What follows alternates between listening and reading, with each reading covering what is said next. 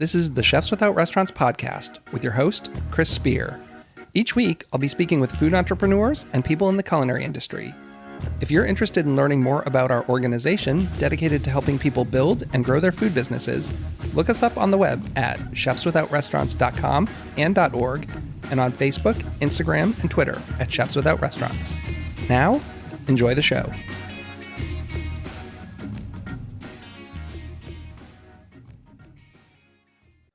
This is episode 16 of the Chefs Without Restaurants podcast.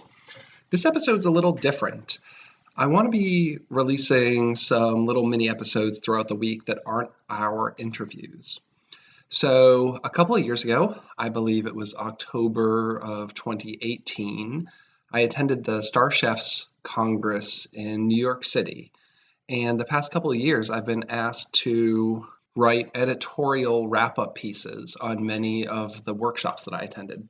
So one of the workshops I attended was held by Jeremy Umansky of Larder in Cleveland. And he's doing a lot of work with Koji and Miso, and it's really interesting stuff. So I took the workshop, and while I was there, I recorded the audio on my iPhone so that I could listen to it and take notes to write the wrap-up piece, which I did.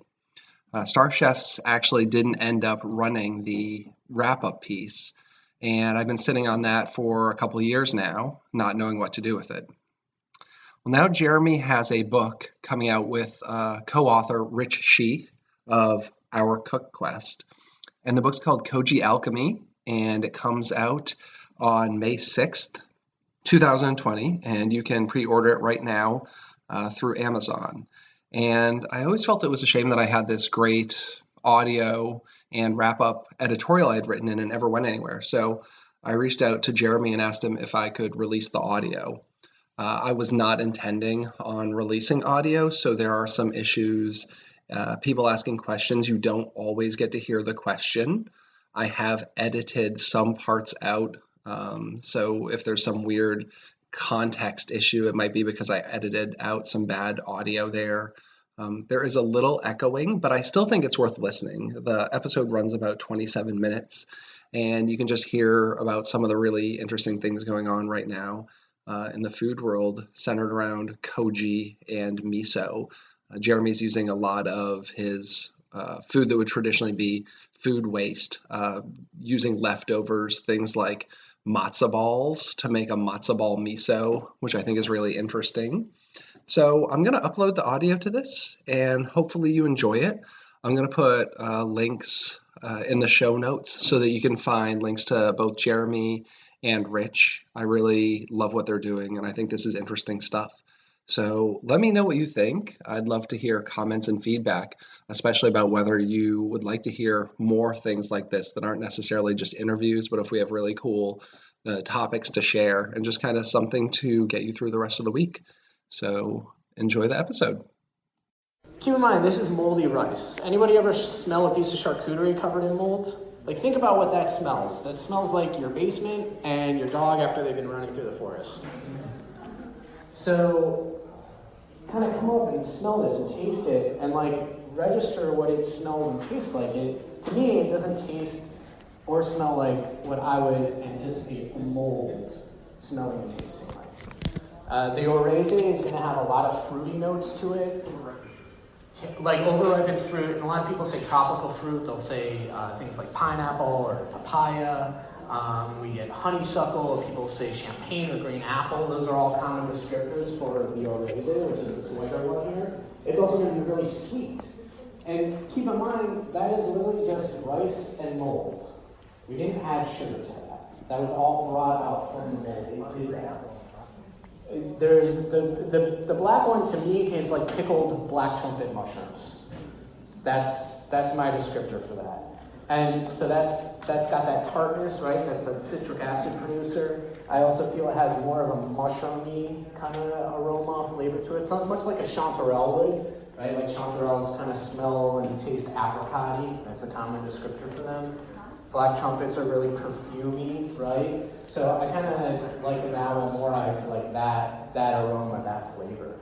So I'm going to start cooking some things, and I've got some beans here. The idea was to kind of walk kind of at least walk you through the miso making process and show you how easy that is. So if anybody wants to get their hands dirty and make some miso, we've got some miso making stations. And miso is always best made with friends. Miso is a communal food. So if anybody wants to come up and get their hands dirty and start mashing up some beans, and we're going to throw some koji in there. So when I started working with these foods, we wanted them to be able to be made by, if I needed a dishwasher, someone that didn't really have culinary training or knowledge of this to be able to make it, we wanted them to be able to do it. So while there are specific ratios that are like time-honored and tested tradition, we essentially settled on, for miso making, 1-to-1 ratios.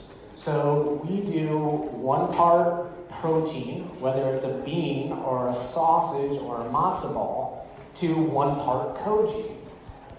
Sometimes we mix that all out, and just like for the matzo ball miso, I literally took the matzo balls, I let them dry out on a sheet tray overnight, not till they were shrunken, but just tacky, crumbled them, and then dusted them with a little rice flour and koji spores. So actually for that one, I actually grew the koji on the matzo balls.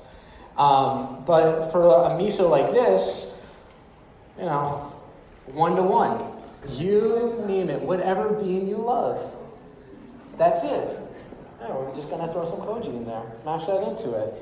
Now, the other piece of miso making, there's many different styles of miso. And we don't really use the word miso because that denotes specific styles of a food that come from Japan. We make these, we call them amino pastes, all right? These are full of amino acids. They're super savory, umami, and they're really complex. And that allows us to encompass everything from like jang in China or doenjang from the Koreas or miso from Japan. These are all amino pastes. So when we make them, some we like to be a little bit more lactic and brighter than others. So we use lower salt concentrations. The lowest we'll go on salt is 5% by weight. And what that means is after the beans and the koji have been mixed together, we weigh it. And then we take that weight and figure out 5% of it, and we add that much salt and mix it up again. Sometimes we have to add moisture. Like if you look at these misos are actually like, these would be like perfect moisture right here. So if you kind of look at it, a little more moist than Play-Doh would be, okay? Is essentially what we have here. And you guys are doing, you're sweet. You're doing a great job. Don't think it's close. What's the ratio of inoculated rice that you throw in there to? 1-to-1. Yeah. The big chunks. Yeah, and you can weigh it out. You can approximate it out by volume. Like, here's the whole thing. If you're a little under on the koji side, it's just going to take longer to get your final product. And here's the thing about miso too. Like, shiro styles, like the white sweet misos, traditionally in Japan, 1 to 3 months. You may like it after 2 weeks. You may want to let it sit for 5 years. You can do all of that. The great thing about this is, when I started doing this work, it was like you had to do it this way, and these are the only results you're going to end up getting. But we started tasting some like movie-style misos, like some of the red ones that would age like 1 to 3 years traditionally. And I really like them to be brighter. They still had all this great umami to them, but I really like the flavor profile with a little lactic taste on them. So 6 months, I start using them. Like, just because something says you have to do it one way doesn't mean there isn't another way to do it. So that's what's interesting about this. It's what you like, and more importantly at your restaurants, what your guests are going to like and come back for. That's what you have to find. And let's be frank, like, we're in America, our palates are very different than where these foods traditionally come from. So your guests may like the less aged stuff. Some of your guests may like the ultra aged stuff. It depends on what you're doing and where you are. So, all right, so this is exactly where it should be. You guys are good. Let's get you some hand towels. So at this point too, how long did your matzo miso? That was started in July. Oh, the matzo miso, that was in May. And we've been using it for a couple months now at this point for different things, like different classes and whatnot. Don't them up completely because I want you to, when you pack miso into something to age it, you do this. You throw it in there. You don't want air bubbles in here. You're going to have some, but traditionally it's rolled into little balls and like thrown into a vessel. So like get it in here really good. And only fill it up, whatever vessel you use for your miso, only fill it about 2/3 of the way up. Because what you have to do next is you have to weigh it down. Miso needs air exposure. Okay, so you will get mold growing on your miso. You will get flies that land on there and lay eggs, and you will have maggots on your miso. A lot of traditional producers, when they have maggots, they just mix them back in, and it ups the protein content in a miso, and then you get more umami production. Okay? The great thing is, fruit flies, which are most attracted to these foods, most of the time are not carriers of pathogens. It's other species of flies that are. So most of the time fruit flies are just covered in wild yeast and you're going to get a lot of alcohol production out of something. So to kind of keep that in mind. Now, if that makes you uneasy, keep a better watch on it. Keep a fan blowing over your misos. Prevent flies from landing on it. Like, it's something that'll happen. These are a reality of these traditionally fermented and produced foods. Like, so this would even be a little too much in there, but that's okay. So when you've got this, the next thing to do is coffee filters work great. Press one onto the surface. Plastic wrap can work also too. Press it onto the surface. Kind of leave a little bit of exposure on the edge, and then you need to put a weight on this. So something like this, we could put another quart container in here that maybe got some beans in it to weigh it down, or whatever it is. How much weight? You're not trying to kill it, all right? You don't, if you put the weight in and it starts to start pushing all the miso out, that's way too much weight. What it is, it's enough weight to keep it even and down. Because this is going to go through, this is a 2-stage food. It goes through the fermentation period, which is driven by microbes, different species of lactobacillus and all sorts of different microbes that do that. Those are single-celled bacteria. And then the next process is the autolytic process. That's driven by the enzymes produced by the fungi, by the mold. All right, so the autolytic process happens, it's happening a little bit during the fermentation stage, but really happens after. During the fermentation stage, who's fermented foods before? What happens? Bubbles, gas, right? If you make alcohol, things carbonate. You're making sauerkraut, you can sit there and look at the jar and there's bubbles coming up in it, your kosher dill pickles, all that sort of thing. So the weight is on there to literally, as those bubbles are being produced, it's just enough weight that it's going to kind of push the bubbles out and get them out of there. So you don't have to get that effervescent. Right. And really young misos, like weeks, might have some of that. And they'll be more lactic driven than they are umami. But the weight keeps that from happening. The weight also gives you, there's a byproduct of miso making. Does anybody know what tamari is? Sure, you see it. It's the hip thing because it's the gluten-free soy sauce. Well, it's an amino sauce made from an amino paste. It's not a true amino sauce. Because what happens, all the liquid that's in here, over time, and through different breakdowns of different things in here, that liquid is going to fall out of suspension and the weight's going to push on it and you'll get a liquid on top, and that liquid is tamari. So it's the liquid that's drawn off of when you make a miso. So it doesn't mean you just skim that off. You pour it off and you use it. So let's pass this around. Can you use a traditional, German style crock with the weights? Yeah, you bet. Quart containers, we use all sorts of things. So I'm going to pass this around. If you have your spoon, if not, put your finger on top and try it. That's an amino sauce, much like a soy sauce, but it's made from our leftover rye bread, whey that was a byproduct from when Kenny was making some ricotta, and we had some tomato water that we just threw in there too. So, yeah. We just throw those labels on there so that when someone's like, oh, you packed up a product, at least they see we're trying and have met them halfway. We do have a full spread of HACCP plans at Larder. We make so many different foods with so many different ingredients, though. Our HACCP plans are very base and generic.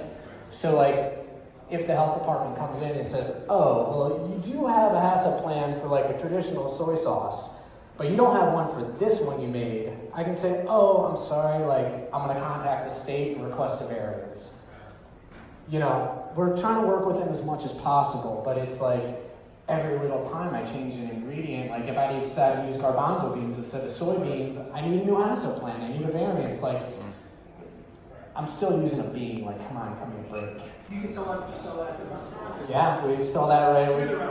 Yeah, we've got a merchandiser case, you can just open the door and grab that. And we'll pack out things like shio koji. So you asked about shio, which I totally forgot to bring some amazaki or shio. But in the packet, I break down how to make it. It's super simple. You take some koji, you take some then just plain cooked rice, and you mix them together. And for shio koji, you add salt. We try to do, once again, 5% salinity minimum. You can go as high as 15, 20 if you want. And for the shio, you allow everything just to kind of sit there. You add a little water, but everything just sit there and let it ferment and bubble up, and you end up with shio koji.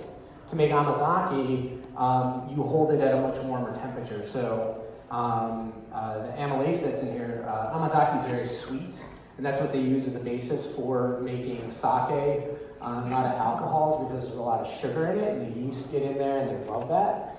So to make amazaki, amylase, that enzyme is most effective at about 140 degrees Fahrenheit. So what we'll do is we'll mix equal parts of cooked rice, koji rice or barley, whatever you have it grown on, in a jar, barely cover it with water, and we'll hold that in an immersion in a water bath at 138 degrees, because the circulators vary a degree or two up or down. We don't want to go over that 140, because then we see literally degradation and breakdown of the enzymes versus peak performance. And your amazaki is ready in like 12 to 24 hours. All sorts of things. We use amazaki in the hydration in our rye bread. When we make our pastrami, we cure the meat with salt, and we put amazaki in the bags and we seal them up, and a lot of enzymes work on the meat and the lock it in that way. Like, a whole host of applications. You can puree your amazaki really smooth, and it's like this just awesome beverage that you can sip on. And you can make alcohol and then make vinegar with it. Like, there's tons of uses. So. You don't find any problems fermenting in plastic? I mean, yes, no. Like, we use glass, we use plastic. We, kind of the same approach that we take with, no food waste. When somebody finishes a tub of cornstarch, like, we'll turn that into a fermentation vessel. Like, it's there. We haven't noticed too many issues. So kind of, we're getting towards the end. I kind of wanted to, get into some of this stuff. So I'm going to cook up this veal so that we can try it.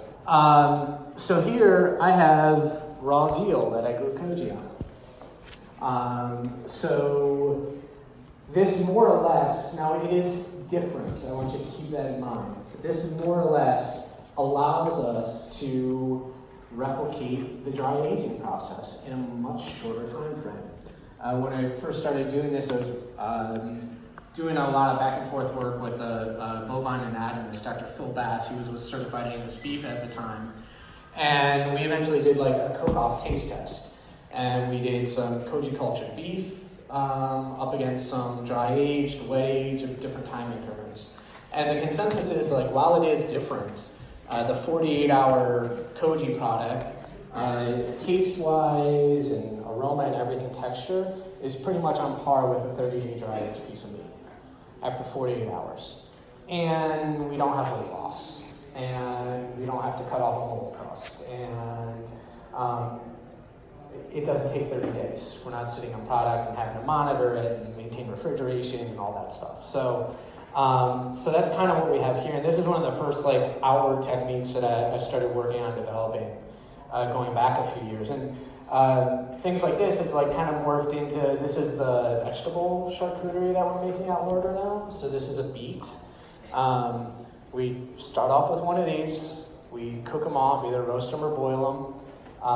We then smoke them to give them that meaty essence, right? So my goal isn't to necessarily make food for vegans. My goal is to essentially make all foods delicious for carnivores. Okay? So vegans are good people. I like them. They spend a lot of money with us. I'm very grateful for that. But my drive isn't necessarily to please vegans. It's to introduce more vegetables to carnivores. So, we smoke these, then they get cured. Salt, sugar, we don't use curing salts because it's a vegetable, we don't need to. And then after that, we inoculate them with the mold. So I thought I had rice flour here, but it doesn't look like I do. Salt roasting still works? Yeah, sure. That totally would. And then maybe you don't even need to cure it. Maybe it might be. And when we cure, it just allows us to be like spot on with the cure, right? So it allows me to cure a beet like these guys to 2.25%. And I'm going to slice some of this so that everybody can taste it. Yeah, these were golden beets. Sometimes we use red beets. We've done for a pop-up that Kenny and I did, when we were trying to see if larder was even viable. We did like these pastrami carrots that we did with a similar technique, kind of similar. Still use Koji in it. So, there's a host of different things that you can do. But if you kind of look like this, like texture-wise, it looks like lox, kind of.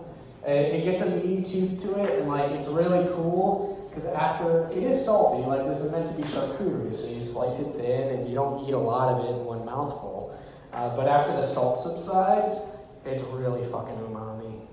Like most people will come up to me and they're like, it tastes like I ate meat. Yeah, go ahead. You can just grab a piece. So what happens if you would use the same technique on mushrooms? Yeah, so like this. All right, so this kind of looks tempeh-esque. So this is maitake that got blanched, cured off a little bit. I'm going to sear some of these up with, this is like our next move, like creating like a cooked salami or like a burger or something. That's I originally wanted to try this with charcuterie, but the test with drying this stuff out, it's just kind of crumbling. So I got to figure out some sort of maybe agar in there. This is maitake mushrooms that Koji's been grown on, and they're like all grown together. So yeah, with mushrooms, yeah.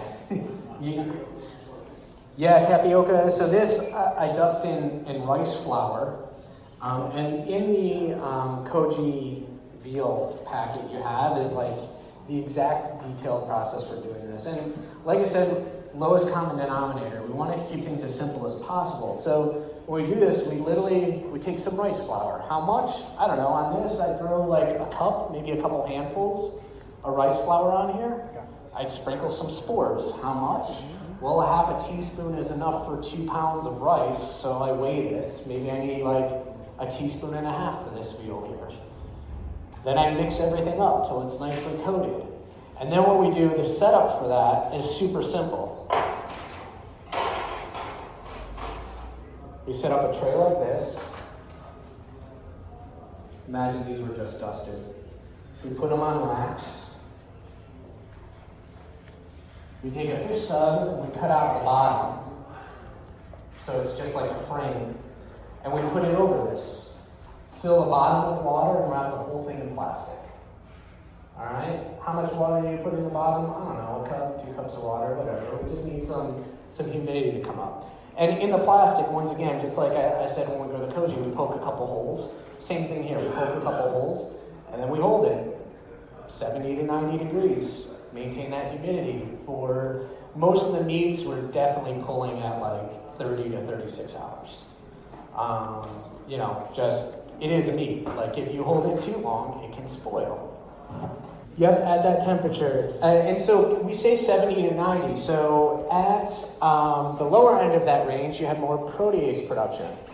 At the higher end of that range, you have more amylase production. So if you're intending to do things that are super savory, be at that lower end of that temperature range. It'll take longer for the Koji to grow, but it's producing more compounds that produce the production of amino acids, so glutamates and that sort of thing.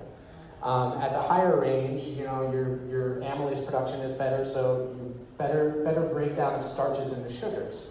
So if you're making something like a shio Koji, or an amazake, or you want to make sake, or rice vinegar, that sort of thing. Be at the higher end of that range because it's going to be more beneficial. So if you're doing hot support, can you still use that 60-degree rule for how long you can keep it out? Yeah, I mean, essentially with this stuff, we based it off of, you ever make a fermented charcuterie, fermented meat, like a metwurst or a andouille or whatever, like some people hold that for like 3 or 4 days at 70 degrees or, maybe even a little higher. So it's the same philosophy. And with this though, with the food safety consultants we worked with, our argument was this is safer because it's a whole muscle cut. So we don't have anything that's ground and mixed up. Like anything that's surface dwelling is essentially okay because then I'm doing this. And anything that's pathogenic on the surface of this meat is now being killed right before our eyes. So, it's layered protocol for establishing safety. Okay. Yeah. You use killed stuff as the end result. Yeah. So I think we're like just about done and super limited on time. And as this often goes, so I just jammed a whole bunch in here for you guys. We normally do this at Larder as a minimum of a 2-hour class. So I'm gonna cook some of this up. We're gonna get it going for you. I want you to at least be able to taste some of this meat because it's pretty fantastic. I like it. One thing to keep in mind, if you decide to culture some of your meat, your scale of cooking is dramatically different. Okay, so what was medium for you is now potentially well done. Because of how the enzymes have interacted with the structure of the proteins in this meat, it can toughen up instead of being juicier. So you want to cook lower temperatures for a little bit longer time using this stuff, and notice that your scale of doneness, your desired doneness, has shifted downward. It sears quicker too.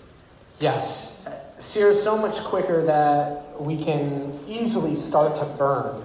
And part of that is because there's rice flour and koji, and you've got free sugars that have been produced, galactose, maltose amongst them. So when you're searing something, it can burn, and you just got to be really careful of that.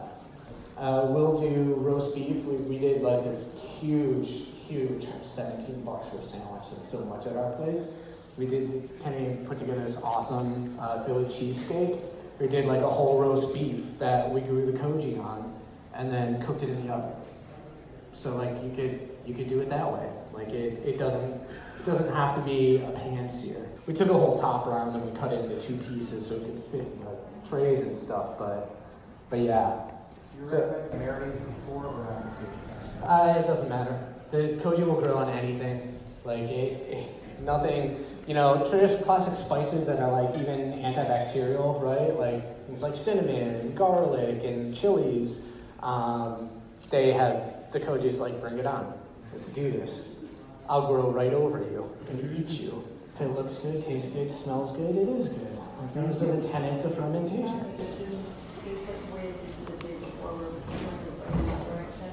And then it went another. Could have been when you went in for a taste, you introduced another microbe that was on the spoon or in the air, and it just threw things out of balance like that. It happens, and it can happen that quickly. So, yeah, like I said, like all those class of things. If it looks good, tastes good, smells good, chances are it probably is good. So, that's a tenet of fermentation and cooking. Yeah, so you can cure this at 1.5% salt. You don't have to do it at the 2 1/4. We do because we like to serve this alongside like our ribeye charcuterie. A piece of this, a piece of that, and some pickles on a plate. So it's cool to kind of mimic those salt contents. If I wanted to take maíz and mix them all in and make a fermented tortilla, Yeah. would the call interact with this? Like, would they together or? They should be okay. There's a lot of people that are going through the nixtamalization process and then growing koji on corn. So, I mean, you essentially could make your tortillas and then grow some koji on it and fry them up and get like a double crusted. They might even puff like pita. Yeah. Because the mycelium on the outside of those tortillas could be so strong, it probably like like a puff pastry, like a layer in the dough. You might get some really cool things if you drop that in the fryer. What is like how you're making the miso mix it? Because usually you don't want to overcook the mayonnaise because it won't grind. Right. So like if you were making a miso, it's simple. Just take the mixed corn and mix it with some koji and salt, and you're there. You could take, a lot of miso, people that make miso use quote unquote a seed miso. So it's a little bit of an active miso that's actively going, and they'll put that into the new batch. That is one of those things that's recommended because it does help you jumpstart with like a really pure, straightforward microbial set that's reflective of the desired flavor and texture you want in the end result. So that always helps. She was super active. You can leave it out. It's meant to stay out. Amazaki is what you want to leave in. So, all right. So it's wrap up time. I'm cutting some of this beautiful European viola. It's got this koji crust. Come on up. Thanks for listening to the Chefs Without Restaurants podcast. And if you're interested in being a guest on the show or sponsoring a show, please let us know. We can be reached at chefswithoutrestaurants@gmail.com. Thanks so much.